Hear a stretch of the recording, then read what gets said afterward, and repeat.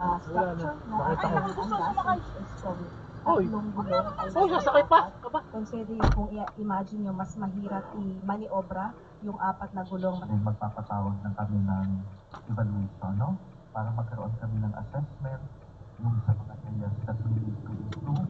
Ayon sa simbahan, dapat ding matutuhan ng mga deboto kung hanggang saan magpukrus ang kanilang debosyon at limitasyon pagdating sa pamamanata. Jesse Cruza, ABS-CBN News.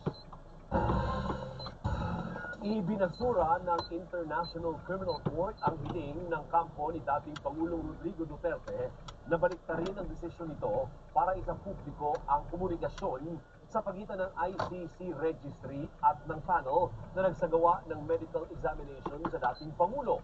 Git ng pre-trial chamber, kailangan maging malinaw ang panuntunan ng ICC registry kaugnay sa mga dokumentong ipinapasa sa panel para masigurong magiging mabilis ang proseso ng pagdinig.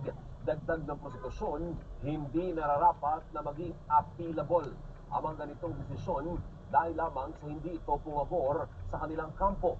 Samantala, nagsumiti rin ang abogado ni Duterte noong January 9 ng panibagong hiling para sa interim release kasama ang mga umano'y bagong medical evidence.